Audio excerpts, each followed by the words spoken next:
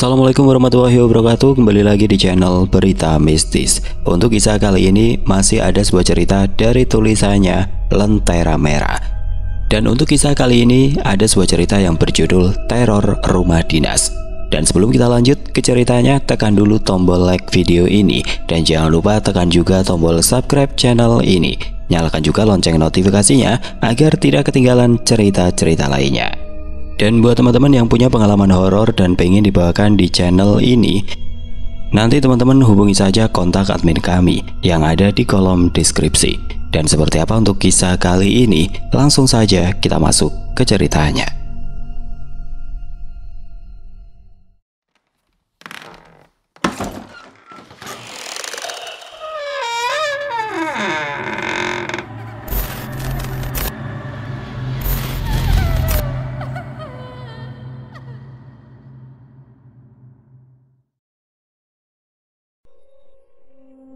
Langit di atas Bandara Samsudin Nur, Banjarmasin, tampak suram meski belum hujan.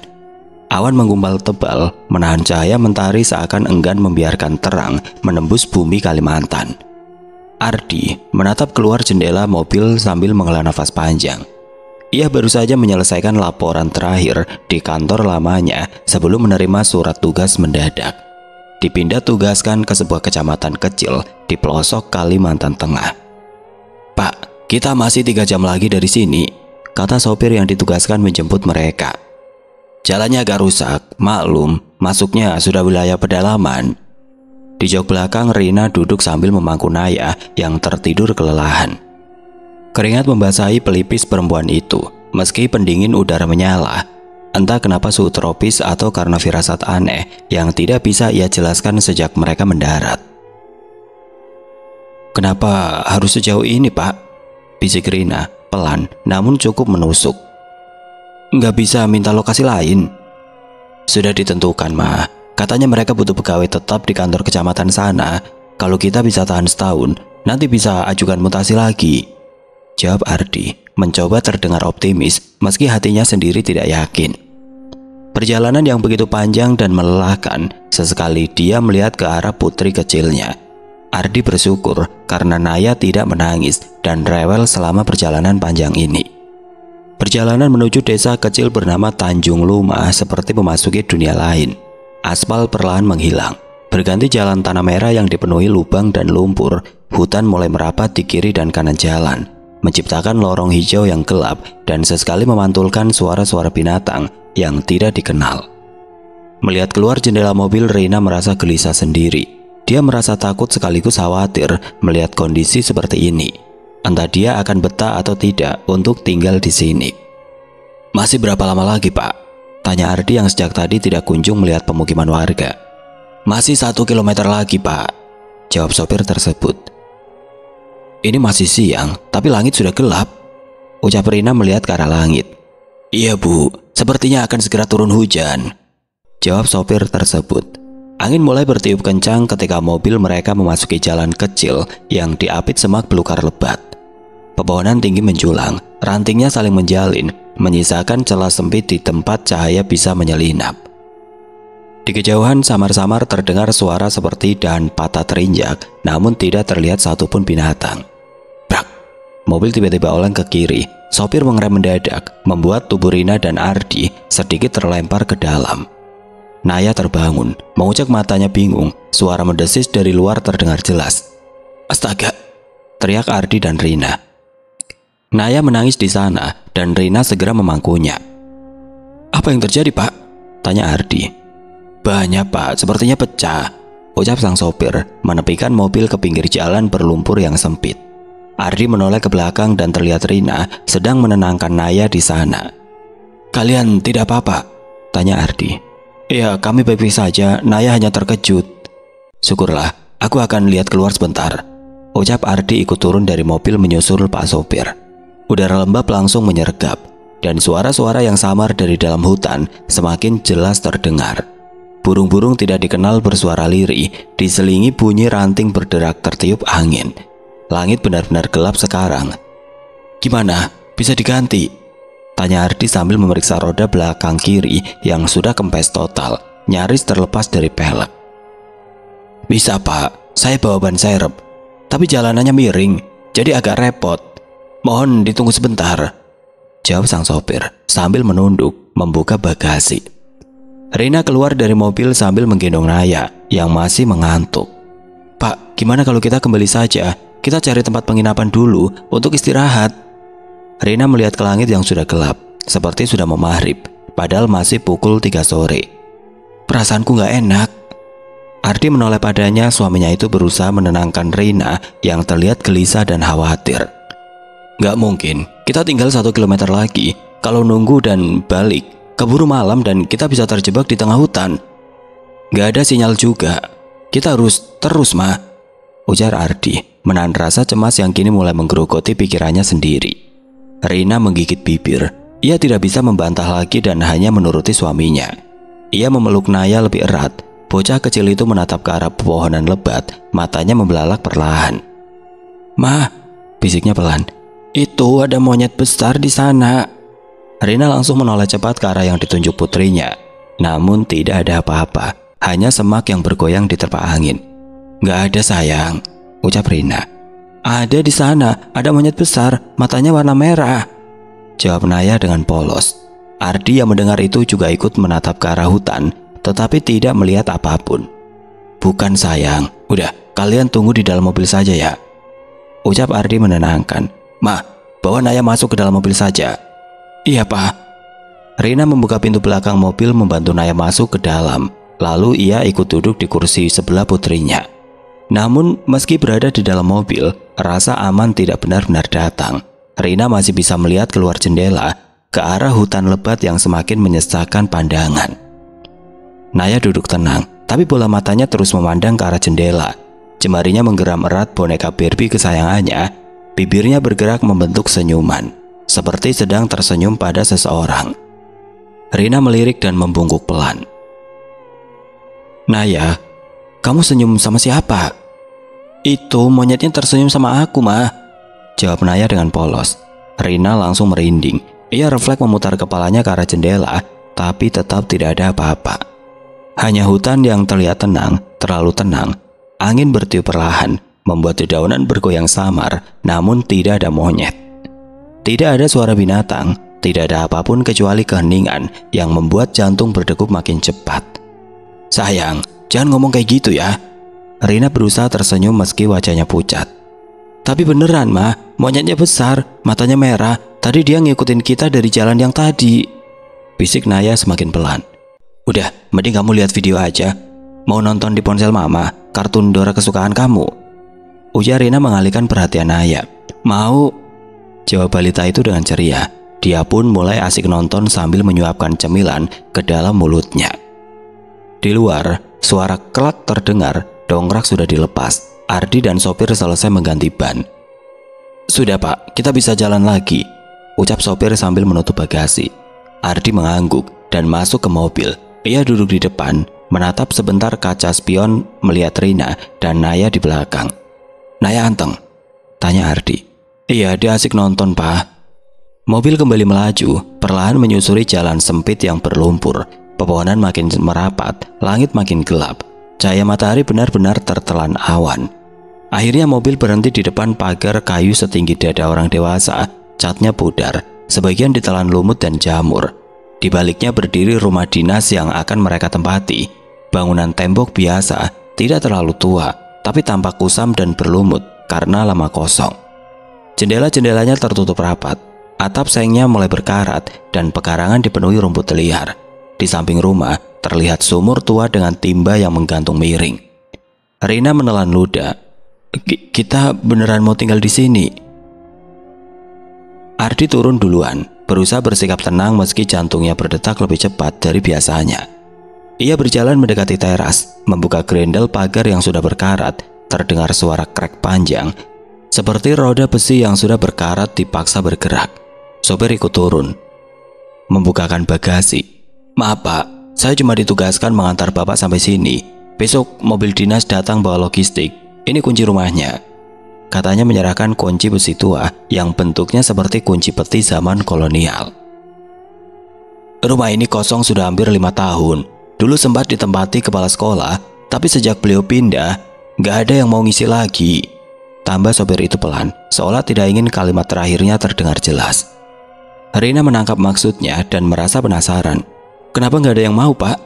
Sopir itu terdiam sejenak, matanya melirik cepat ke arah jendela rumah yang tertutup. Lalu ia tersenyum kaku. Katanya anginnya dingin, Bu. Banyak yang gak betah. Tapi Ibu tenang saja, pasti bisa adaptasi.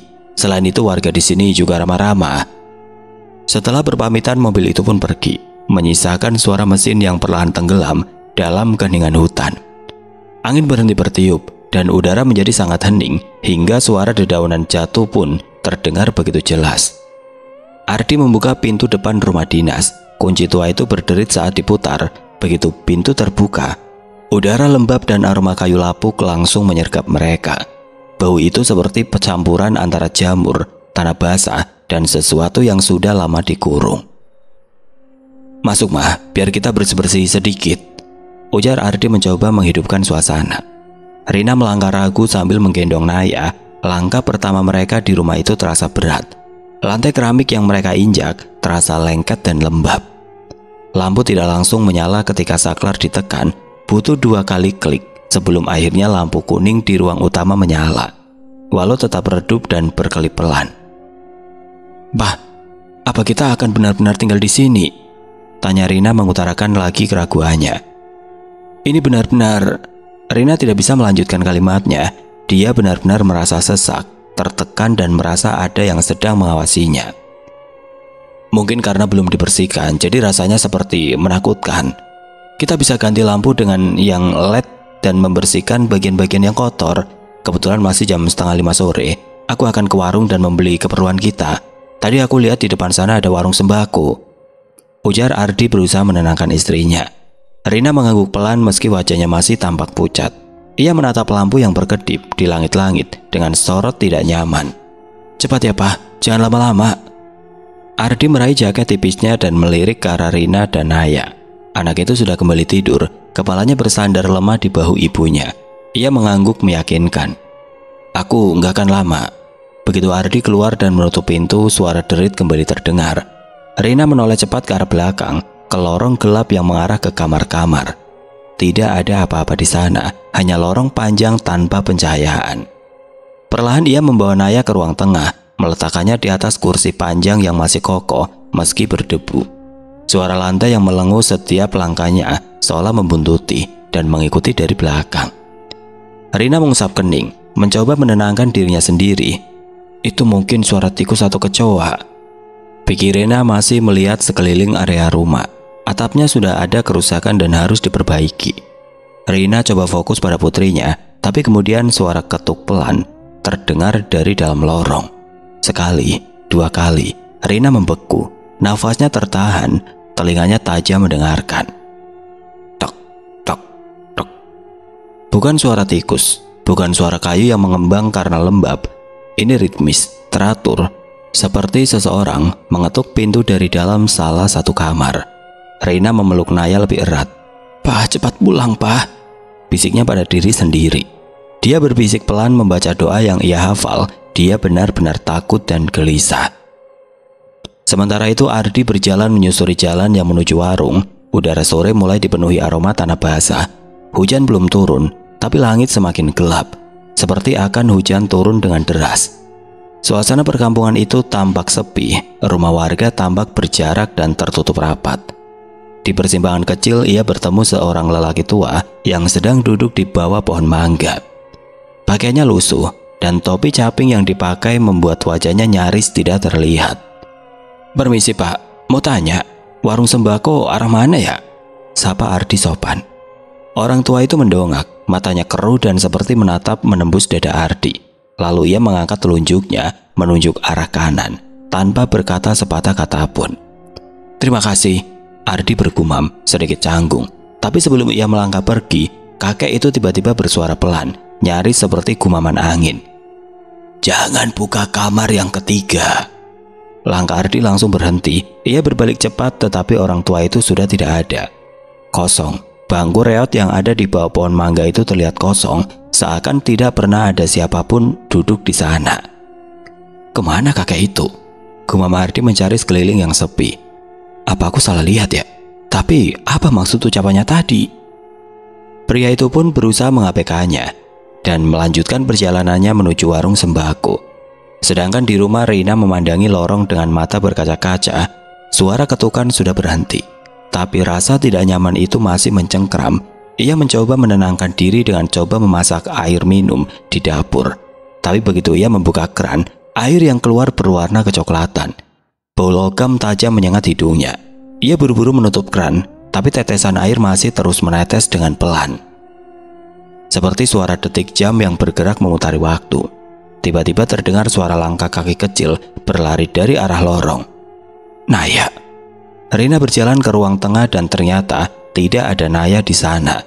Kekhawatiran Rina semakin menjadi sampai dia mendengar suara tawa Naya dari arah lorong. Naya. Panggil Rina sekali lagi. Ia melangkah pelan ke arah lorong. Namun pintu kamar ketiga di sisi kanan lorong kini terbuka sedikit, padahal sebelumnya tertutup rapat. Dengan cepat Rina melangkahkan kakinya menuju kamar ketiga dan mendorong pintu dengan keras. Naya. Rina membuka pintu kamar itu semakin lebar. Suasana di dalam begitu gelap. Di dalam tidak ada pencahayaan sama sekali. Dia masih mendengar suara tawa putrinya. Naya. Panggil Rina sambil mengarahkan flash ponsel ke dalam ruangan itu. Mama, jawab Naya dengan ceria. Anak berusia 2 tahun itu berdiri di tengah ruangan yang kosong. Tidak ada satupun barang. Sedang melihat ke salah satu sisi dan tertawa di sana, seperti ada yang mengajaknya bermain. Naya. Rina langsung berlari dan meraih putrinya. Tubuh mungil itu terasa dingin, seakan baru keluar dari dalam lemari es. Naya masih tertawa pelan, matanya tertuju ke sudut ruangan yang kosong. Main sama kakak, gumam Naya sambil menunjuk ke arah pojok yang gelap gulita. Rina menoleh. Tidak ada siapapun di sana. Hanya dinding kosong yang catnya mengelupas dan retakan lembab yang menjalar seperti urat busuk. Tapi hawa ruangan itu terasa aneh untuk Rina. Terlalu dingin dan seperti ada tekanan tidak kasat mata sampai membuatnya merasa sesak dan pusing. Kakak siapa sayang? Tanya Rina pelan, berusaha tetap tenang. Naya tidak menjawab. Ia hanya tertawa pelan lalu menatap ibunya dengan mata berbinar, seolah menikmati permainan barunya. Rina menelan ludah. Ia buru-buru menggendong Naya dan melangkah mundur keluar dari ruangan itu. Saat kakinya melewati ambang pintu, bulu kuduknya berdiri. Brak. Pintu kamar itu tiba-tiba menutup sendiri. Suaranya keras dan membuat jantung Rina nyaris copot. Rina menggigil meski tidak ada angin. Ia menarik nafas dalam-dalam lalu memeluk Naya erat. Kita nggak boleh masuk sini lagi, bisiknya sambil melangkah kembali ke ruang tengah. Beberapa menit kemudian pintu depan berderit dan Ardi sudah kembali dengan membawa 2 kantong plastik berisi logistik. Papa kemana aja sih? Kenapa lama banget? Protes Rina saat Ardi masuk ke dalam rumah. Maaf lama, warungnya agak jauh. Tadi juga hujan sempat turun sebentar, ujarnya lalu tersenyum. Tapi senyum itu segera hilang saat melihat ekspresi istrinya yang pucat. Kamu kenapa? Kamu nangis? Rina tidak langsung menjawab. Ia menurunkan Naya lalu menggenggam tangan suaminya erat-erat. Jangan tanya dulu, tapi aku mohon, mulai malam ini kita kunci kamar itu. Jangan pernah dibuka lagi. Ardi terdiam bingung. Kamar yang mana? Kamar ketiga. Kamar di kanan lorong. Mendengar itu Ardi langsung teringat ucapan lelaki tua yang dia temui di jalan. Jangan buka kamar yang ketiga. Wajahnya mengeras. Ma, kamu lihat sesuatu di sana? Rina menggeleng pelan tapi matanya menunjukkan ketakutan yang tidak bisa dijelaskan dengan kata-kata. Bukan aku, tapi Naya. Dia katanya sedang main dengan kakak di sana. Kakak yang aku gak bisa lihat. Ardi langsung melihat ke arah Naya dan duduk di hadapan balita itu. Naya, tadi kamu main sama siapa sayang? Tanya Ardi dengan nada lembut. Gadis yang sedang duduk di atas sofa dengan memegangi boneka Barbie kesayangannya melihat ke wajah papanya dengan tatapan polos.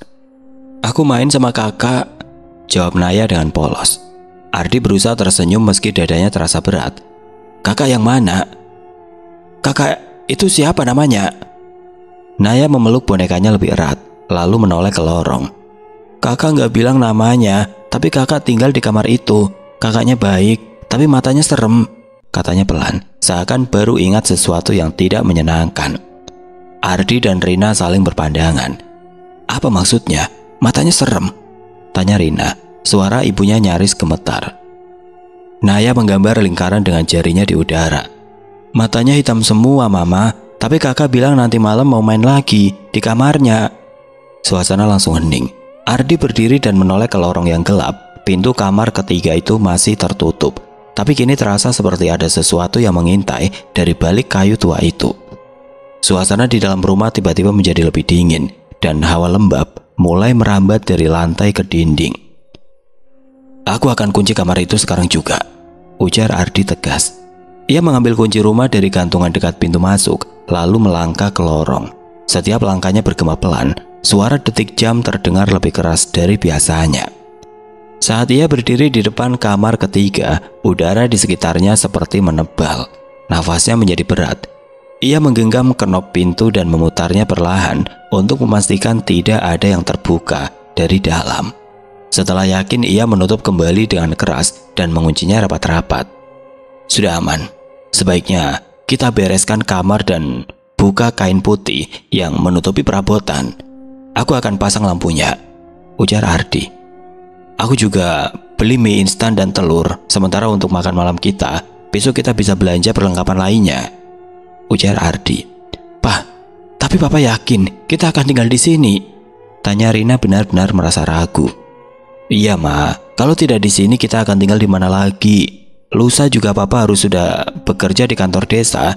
Tidak ada waktu lagi untuk cari rumah lain," jelas Ardi. "Sabar ya, ini karena rumahnya udah kosong lama. Jadi nggak aneh kalau terasa dingin dan lembab. Pasti juga menjadi tempat untuk para makhluk tidak kasat mata. Kita adain syukuran saja nanti," usul Ardi di sana. Rina menatap suaminya cukup lama, lalu menghela nafas. "Iya, mungkin kamu benar, tapi aku tetap nggak nyaman. Rasanya kayak rumah ini menolak kedatangan kita." Ardi mengusap lengan istrinya lembut. "Nggak ada rumah yang menolak, Ma. Yang ada cuma butuh waktu untuk beradaptasi." Namun dalam hatinya Ardi sendiri belum sepenuhnya yakin.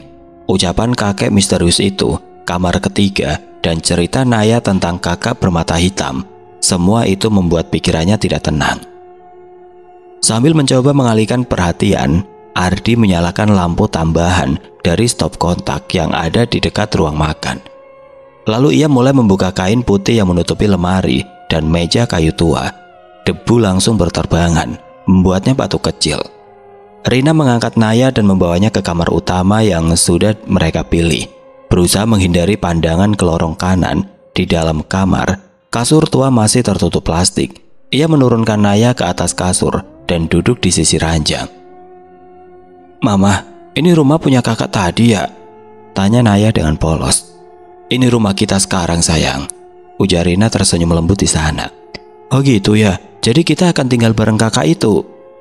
"Enggak, sayang. Dengerin Mama, jangan pernah pergi dan main ke kamar tadi ya. Kamu juga nggak boleh jauh-jauh dari Mama."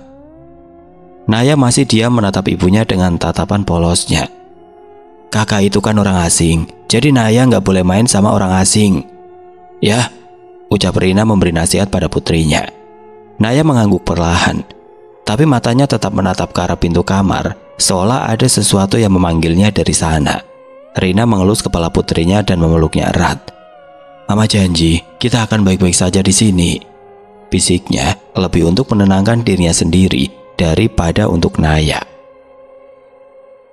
Sementara itu Ardi telah selesai membuka penutup kain dari perabotan ruang tengah. Ia menemukan satu lukisan tua tergantung di dinding, terbungkus kaca buram dan bingkai kayu yang berdebu.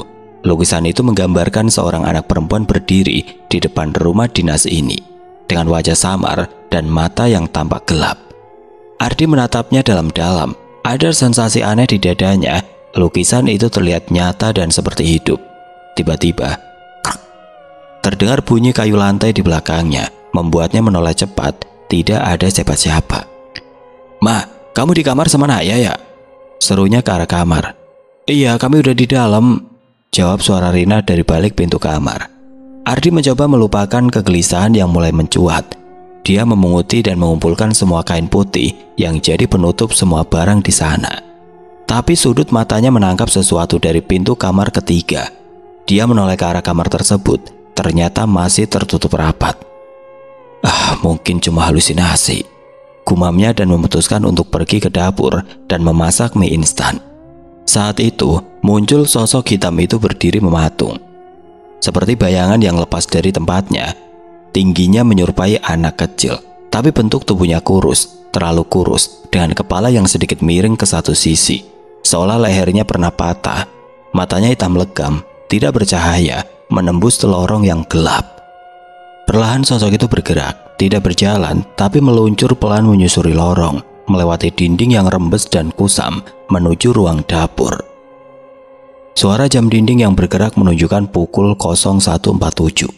Rumah dinas itu kini senyap seperti kuburan. Angin tidak berhembus, tapi gorden kamar utama terus berkibar pelan seolah dihembus sesuatu yang tidak kasat mata.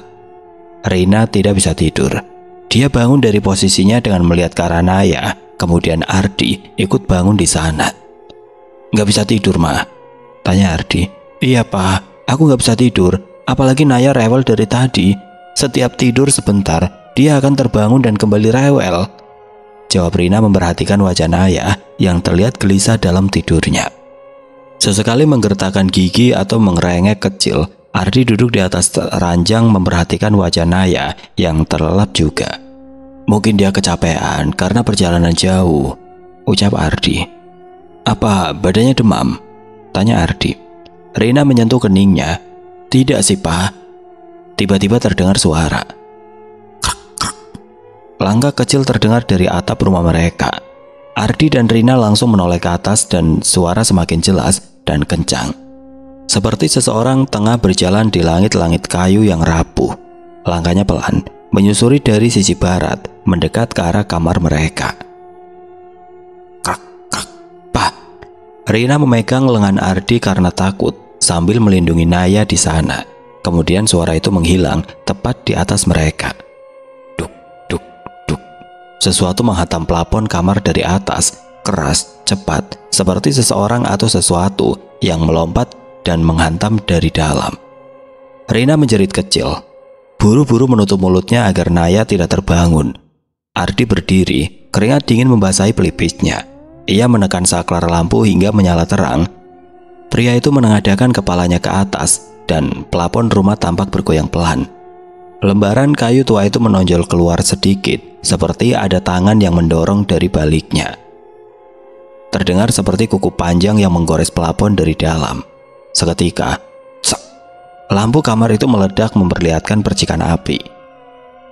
"Ya," Rina menjerit. Naya pun terbangun sambil menangis keras. "Naya sayang." Rina langsung menggendong Naya ke dalam pelukannya dan penuh rasa takut. Mereka membaca ayat-ayat suci Al-Quran semampunya. Ardi mengeluarkan ponselnya dan mengarahkan senter ke atas plafon. Tidak ada apa-apa. Tetapi tiba-tiba Naya berucap dalam tangisnya, "Mama, kakaknya marah." Tangisnya meraung. Brak, sesuatu jatuh dari langit-langit lorong. "Kalian tunggu di sini," ucap Ardi berjalan menuju pintu. "Hati-hati, Pak." Ardi langsung membuka pintu kamar dan menyorotkan flash ponsel ke arah lorong di sana. Di tengah lorong yang lembab, berdiri sosok anak perempuan tanpa wajah. Tidak ada mata, tidak ada hidung, hanya rongga gelap di tengah wajahnya. Dan mulut yang menganga terlalu lebar, seolah ingin melahap sesuatu. Dan dari ujung lorong, pintu kamar ketiga kembali terbuka lebar, padahal sebelumnya sudah dikunci dengan 2 kunci. Sosok-sosok kecil mulai keluar dari dalam. Mereka semua anak-anak, tubuh mereka membusuk, beberapa kehilangan mata. Ada yang berdarah, dan satu anak laki-laki bahkan berjalan sambil memegang kepalanya sendiri. Mereka berjalan pelan, langkah demi langkah mendekat ke arah Ardi yang masih terpaku dengan tubuh bergetar hebat. Ardi langsung membanting pintu kamar dan mengunci dari dalam. "Kita harus keluar dari rumah ini, sekarang." "Lewat mana? Lorong itu penuh." Dinding kamar tergores dari luar. Tok, tok, tok. "Main yuk." Suara itu datang dari lemari pakaian mereka. Rina berteriak, menarik Naya ke pelukannya. Ardi menoleh dan menyinari lemari. Gagangnya bergerak sendiri dan pintu lemari perlahan terbuka sedikit. Tampak sepasang mata hitam mengintip dari dalam. "Buka!" Sosok itu berteriak tiba-tiba. dan pintu lemari terbuka lebar, mengeluarkan kabut hitam pekat yang menyembur ke seluruh kamar. Rina berteriak, "Papa!"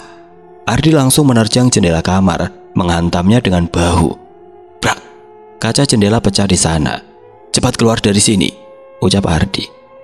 Mereka langsung memanjat keluar, melarikan diri ke halaman rumah dalam dingin malam yang menggigit. Hanya dengan pakaian seadanya dan tubuh penuh luka kecil dari pecahan kaca.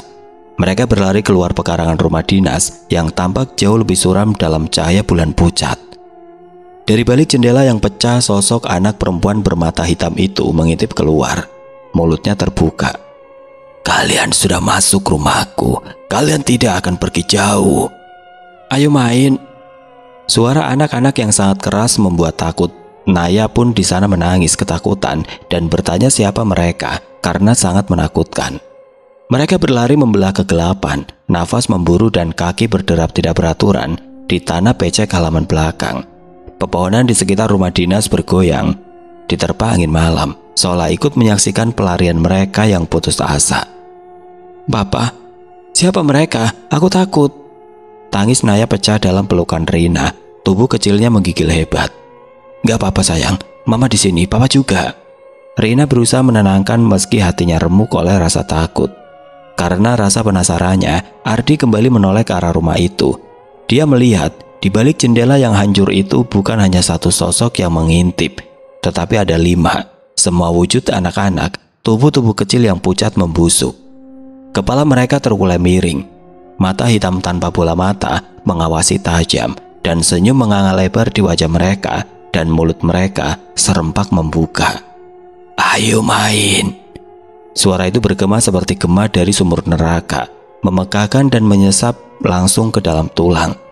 Rina nyaris tersungkur karena lemas, tapi Ardi segera menopangnya. Dia langsung mengambil alih Naya dari gendongan Rina dan mereka terus berlari saling berpegangan tangan. "Kita harus ke rumah kepala desa," serunya panik. "Cepat, sebelum..." Langkah-langkah kecil terdengar mendekat, tapi bukan dari belakang, melainkan dari depan mereka. Mereka berbalik dan melihat di ujung jalan tanah yang gelap berdiri satu sosok anak perempuan tadi, tapi kini terlihat lebih tinggi dan matanya merah menyala. Rambut panjangnya menutupi sebagian wajah pucatnya, namun senyum bengkoknya terlihat jelas. "Kalian mau kemana?" katanya pelan. Tanah di sekitar mereka mulai bergetar. "Ambil arah ini." Ardi menarik Rina. Mereka terus berlari menggendong Naya bergantian hingga mereka mencapai batas pekarangan dan melewati gerbang besi yang berkarat. "Mama, kakak itu berlari mendekat," ucap Naya dengan cepat. Ardi langsung membuka gerbangnya dan langsung menarik Rina dan dirinya keluar melewati gerbang itu. Tiba-tiba semua menjadi hening. Tidak terlihat lagi sosok dan suara yang menakutkan itu. Suasana seperti kembali normal. Mereka berhenti sejenak saling berpandangan. Nafas berat, dada terasa sesak. Namun saat mereka menoleh kembali ke rumah dinas itu, rumah itu sudah berubah. Tampak lebih tua, berbeda dengan tadi siang, jauh lebih rusak dari sebelumnya. Catnya mengelupas sepenuhnya, jendela-jendela kamar kosong, tanpa kaca, atapnya bolong dan rubuh sebagian. Seperti rumah itu tidak pernah ditempati siapapun selama puluhan tahun. Rina menutup mulutnya. Astaga, sejak kapan rumah itu jadi begitu? Ardi tidak bisa menjawab. Ia hanya menatap rumah itu, sementara pikirannya dipenuhi teriakan anak-anak tadi, tatapan mata hitam, dan lukisan itu. "Kita harus pergi dari desa ini," ucapnya lirih, tidak lagi peduli pada pekerjaannya. Keesokan harinya setelah kejadian tadi malam, Ardi, Rina, dan Naya menumpang sementara di rumah kepala desa yang bernama Pak Harun. Mereka masih shock, terutama Naya yang terus menyebutkan kakak pada sosok bermata hitam itu. "Bagaimana? Apa tidur kalian nyenyak?" tanya Harun duduk berhadapan dengan Ardi dan Rina. "Sebenarnya kami masih tidak bisa tidur, tetapi kami sudah cukup tenang, Pak." "Ayo, sambil dimakan sarapannya," ucap Harun dengan ramah dan sopan. "Terima kasih, Pak." Harun memperhatikan Ardi dan Rina juga putri mereka. "Putri kalian tidak apa-apa kan?" Ardi dan Rina saling beradu pandang. "Iya, Pak, putri kami baik-baik saja," ucap Rina. "Syukurlah kalau begitu. Sebenarnya kemarin saya ingin menemui kalian saat mendengar kalian sudah tiba di rumah itu. Sayangnya, hujan turun dengan deras. Saya pikir akan menemui kalian besok harinya. Jelas Harun tersenyum ramah. Kemudian dia melanjutkan kalimatnya.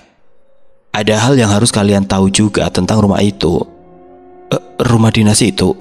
Tanya Ardi. Benar. 25 tahun yang lalu itu adalah rumah milik kepala camat di desa ini. Dan beliau memiliki seorang anak perempuan bernama Mira. Rina dan Ardi pun diam dan menyimak pembicaraan Harun dengan serius. Mira tidak pernah keluar dari rumah itu, seperti anak-anak lainnya. Dia selalu dikurung di dalam rumah dan hanya mengintip di jendela rumahnya. Ayahnya bilang kalau anaknya gila dan sering bicara sendiri di kamar. Dia pun dikurung.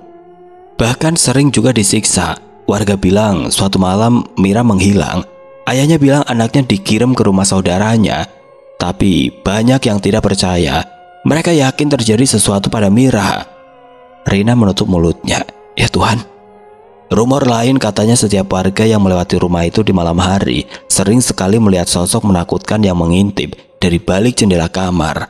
Mereka menyimpulkan kalau itu arwah Mira. Tapi ayahnya tetap menyembunyikan semua hal itu dan menganggap kalau semua itu hanyalah fitnah karena rasa iri dan tidak suka warga para camat.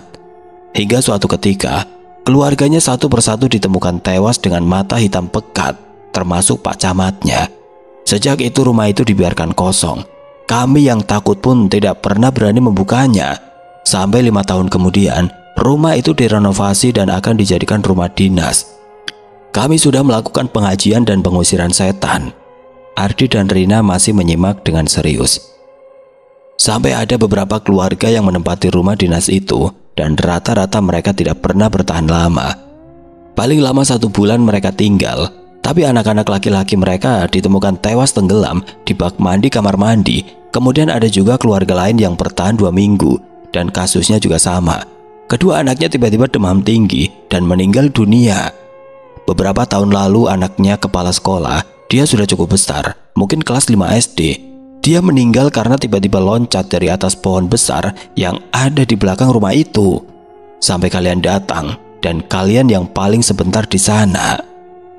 Pak Harun berhenti bicara sejenak. Tangannya menggenggam cangkir teh yang mulai dingin, tapi matanya menatap kosong seakan mengingat kembali sesuatu yang ingin ia lupakan. Sebenarnya saya juga pernah kehilangan keponakan karena rumah itu. Namanya Ilham, berusia 8 tahun. Anaknya ceria, suka menggambar. Tapi sejak dia beberapa kali masuk diam-diam ke rumah itu, dia mulai berubah jadi pendiam, sering murung dan menggambar sosok yang sama berulang-ulang. Sosok anak perempuan bermata hitam? Tanya Ardi dengan suara serak. Pak Harun mengangguk pelan. Seminggu setelah itu, Ilham ditemukan meninggal di kamarnya. Lidahnya tergigit dan matanya hitam sepenuhnya. Rina memeluk Naya lebih erat. Tubuhnya mulai gemetar. Kenapa rumah itu masih digunakan? Tanya Ardi nyaris tidak percaya. Kenapa tidak dihancurkan saja? Pak Harun menghela nafas panjang. Itu tanah pemerintah. Rumah itu warisan struktural zaman Belanda. Tidak boleh dihancurkan tanpa izin pusat. Dan entah kenapa, setiap kali diajukan pembongkaran, selalu saja gagal. Ada saja yang menolak, dokumen hilang, atau alasan lainnya, seperti ada yang ingin rumah itu tetap berdiri. Pak, kita harus keluar dari rumah itu dan bawa semua barang kita, ucap Rina jangan cepat. Iya mah, kita tidak mungkin tinggal di sana, jawab Ardi sambil menatap Naya. Jangan sampai Naya kenapa-napa. Kapan kalian akan membawa barang kalian? Saya akan kerahkan warga untuk membantu. Terima kasih Pak Harun. Ardi merasa lega mendengar ucapan Harun itu. Hari berikutnya Ardi dan para warga nekat kembali ke rumah dinas itu. Kali ini dia membawa seorang dukun yang dikenal mampu membaca energi masa lalu melalui benda-benda. Semua misteri dan teror ini harus segera diakhiri. Dukun itu tidak banyak bicara. Ia hanya berjalan perlahan menyusuri setiap ruangan sambil menabur garam, membawa nampan kemenyan dan berbisik dalam bahasa yang tidak dimengerti. Ketika mereka sampai di kamar ketiga, pria itu berhenti. Tangannya mengangkat sesuatu dari lantai kayu tua, sebuah boneka lusuh dengan mata berlubang, hampir terburai. Ini milik Mira. Ia tidak meninggal dengan tenang. Dukun itu memejamkan mata. Ia dikurung di sini selama berbulan-bulan. Tubuhnya dibiarkan kering, kelaparan dan tersiksa, tapi sebelum mati, dia sempat menulis sesuatu di dinding. Dengan hati-hati mereka mengangkat lapisan wallpaper tua di balik lemari. Di sana tertulis dengan coretan kuku yang dalam. Aku cuma ingin main, aku cuma ingin punya teman. Lalu di bawahnya sebuah kalimat yang menusuk. Bapak bohong, aku tidak gila. Ardi memalingkan wajahnya, menahan mual dan emosi. Paranormal itu mengangguk pelan. Arwahnya terjebak dalam kesedihan yang mendalam dan dendam. Setelah melakukan ritual itu, rumah dinas itu ditutup permanen. Pemerintah desa akhirnya menyetujui pemindahan fungsi rumah dan meminta izin ke pusat agar rumah tersebut tidak lagi digunakan untuk hunian. Pak Harun sendiri meletakkan papan peringatan besar di pagar depan, dilarang masuk. 6 bulan kemudian di kamar mungilnya, Naya duduk di atas karpet, dikelilingi krayon warna-warni. Di depannya boneka Barbie dengan rambut kusut dan gaun merah muda duduk menyandar pada bantal kecil. Mira, ayo kita belajar mewarnai denganku. Kamu mau pilih warna yang mana? Tanya Naya dengan suara riang. Barbie itu diam, tapi Naya tertawa kecil seolah mendengar jawabannya. Tangannya mengayun pelan krayon merah muda, lalu memberikannya ke boneka itu. Oke, pink. Aku juga suka pink. Beberapa detik kemudian bibir kait yang tampak sedikit rusak dan mengelupas catnya bergerak sedikit, seperti menarik sudutnya, membentuk senyuman. Besok kita bikin rumah-rumahan ya, tapi jangan bilang mama, nanti mama marah. Kan Mira nggak boleh main sama aku lagi, bisiknya sambil terkikik. Dari dalam boneka itu, kalau kau cukup dekat, mungkin bisa mendengar sebuah bisikan pelan. Aku mau main.